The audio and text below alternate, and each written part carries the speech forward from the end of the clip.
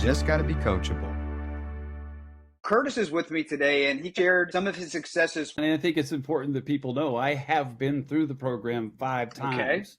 And to go through it one time is obviously a beautiful thing. But man, I think if anybody's really truly serious about continuing to improve yourself, improve the way that you communicate, improve the way that you are emotionally available to your spouse, it is something that you need to continue doing. It's a work in progress is what it is, Denver. And for me, obviously the first 7 weeks was fantastic. The daily modules and having that 2 times a week one-on-one conversations and being able to ask questions was invaluable.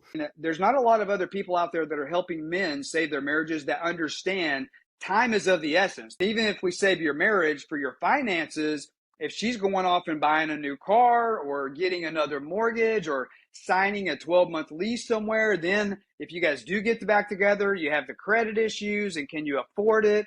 And is that going to push her further because now she's got her own place and it's going to be harder to get back together?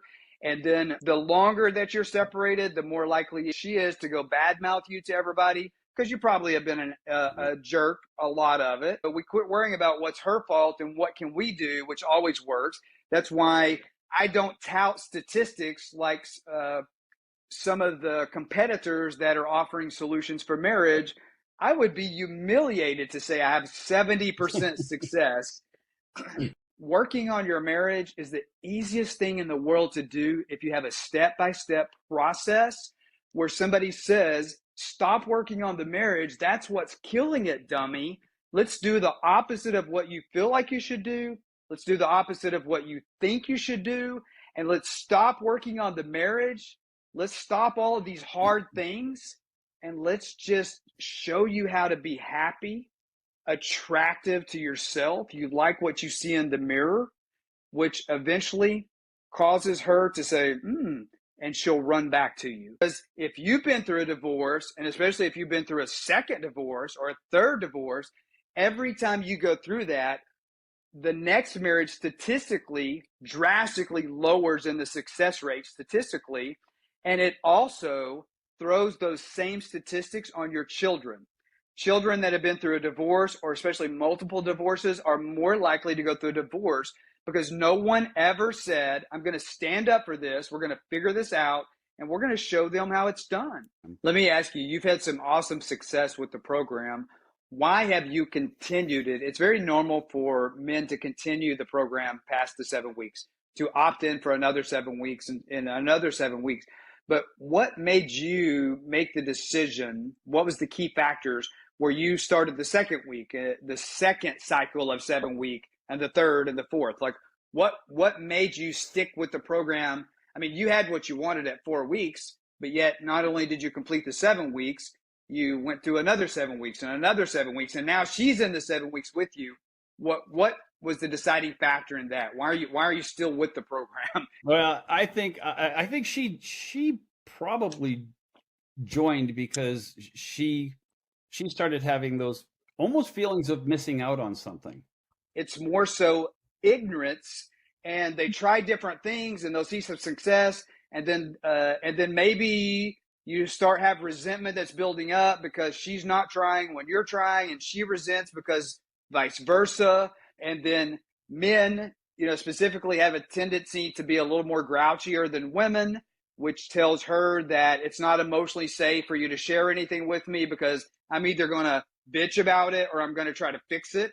And that makes her just shut down. And then you're like, why don't you want to talk to me? How do I emotionally attract her back?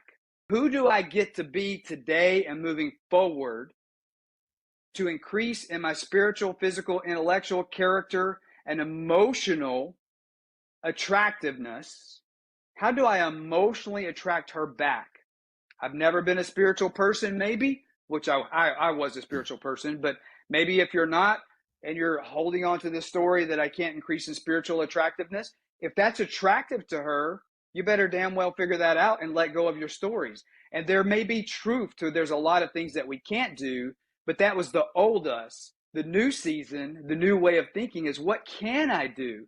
Because we get to transition into a new way of thinking, which is ultimately a new way of being.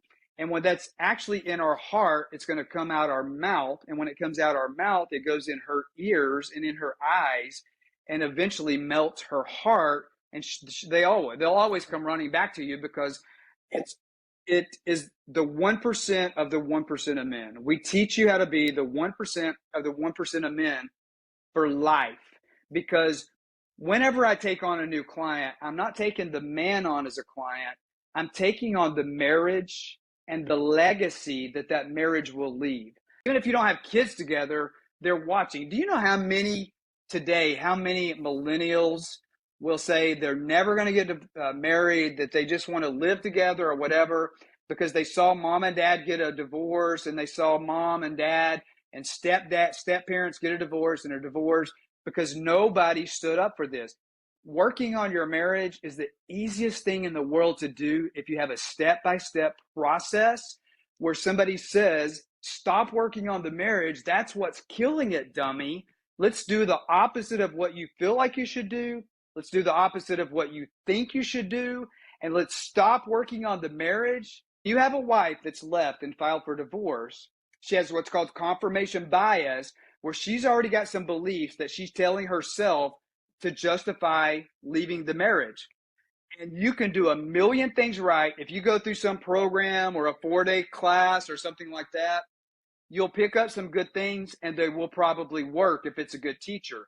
Unfortunately, the reason that those type of programs are touting 70% success rates, like that's something to brag about, is because it's not lasting change. Hey guys, I want to share something with you. If you're still watching the video at this stage, I'm assuming that you're getting at least some benefit from the content. I want to give you something else. I'm offering right now a free masterclass, and at the end of that masterclass, I'm giving you an opportunity to apply to work with me. The website to do that is denvergriffin.com/masterclass. And if you're enjoying some of this content, please hit that like button and subscribe. I'm posting YouTube videos daily right now to give you free content in order to help you save your marriage. And I want you to be notified as those videos become available in real time.